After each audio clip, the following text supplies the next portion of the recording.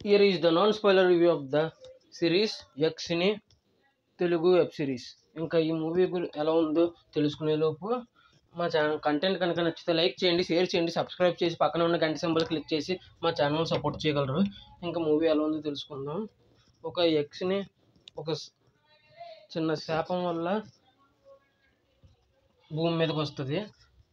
ఒకటి చేస్తే కానీ ఒక పని చేస్తే కానీ రావడం కుదరదని కుబేరుడు శాపం ఇస్తాడు. ఇంకా ఆ పని ఏంటి, ఏం చేసింది అనేది ఇంకా మిగతా స్టోరీ లైన్.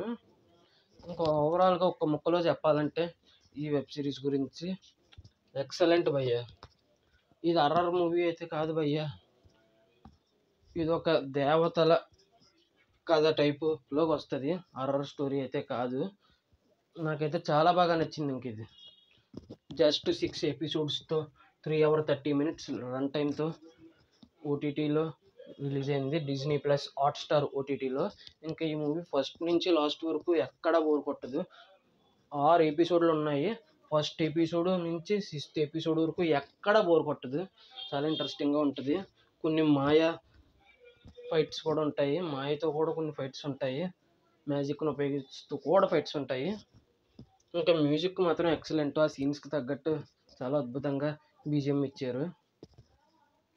ఇంకా చాలా రోజుల తర్వాత ప్రతినిధి 1, 2 కాదండి, ప్రతినిధి 1లో నటించిన హీరోయిన్ వైదిక గారు మళ్ళీ ఈ యక్షినితో మళ్ళీ ఇంకొకసారి తెలుగు తెరకి పరిచయం అవ్వడం అనేది చాలా గొప్ప విషయం.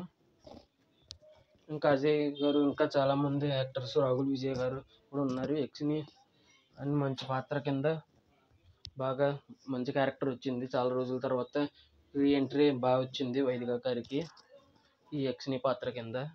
ఇంక ఈ సిరీస్ 3 hours 30 minutes అంటే సినిమా రన్ టైంకి ఒక అరగంట 40 నిమిషాలు ఎక్స్ట్రా వచ్చింది అంతే. కాబట్టి ఖచ్చితంగా చూసండి ఈ సిరీస్. నైట్కి మహారాజా రివ్యూ కూడా ఇస్తాను. ఈరోజు డౌన్లోడ్ చేసి యక్షిని చూడడమే సరిపోయింది, చాలా టైం పట్టింది ఈ సిరీస్ డౌన్లోడ్ చేసేటప్పటికి. నెట్ స్లోగా ఉండడం వల్ల ఆన్లైన్లో కూడా చూడలేకపోయాను నేను. దానికి ఏదో ఒకలాగా డౌన్లోడ్ చేసుకుని చూశాను, అయినా సరే ఎంతసేపు పట్టింది, అందుకే లేట్ అయింది. ఈరోజు సాయంత్రం మహారాజా అందరూ బాగుందంటున్నారు కాబట్టి ముందు దానికే రివ్యూ ఇస్తాను. తప్పుగా అనుకోకండి, తెలుగు సినిమాకి ముందు ఇవ్వట్లేదని. ఆరోమారా అయితే రేపు ఇస్తాను. ఇంక ఈ సిరీస్ అయితే మిస్ అవ్వకండి, అంతేనండి. ఇంకా ఈ సిరీస్కి వచ్చి కూడా రేటింగ్ ఇవ్వాలి కదండి. ఈ సిరీస్కి వచ్చి నేను ఇచ్చే రేటింగ్ 4.5 out of 5.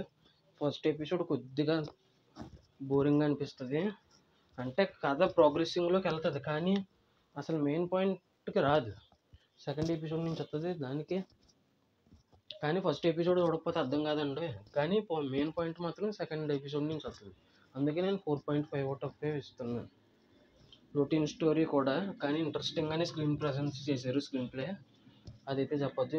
వీటన్నిటిని దృష్టిలో ఉంచుకొని 4.5 out of 5 రివ్యూ ఇస్తున్నాను, అంతేనండి. ఈ వీడియో చూసినందుకు ధన్యవాదాలు. Thanks for watching. మరియు మీరు కనుక ఈ సిరీస్ చూసినట్టే మీకు ఎలా అనిపించిందో కింద కామెంట్ చేయగలరు.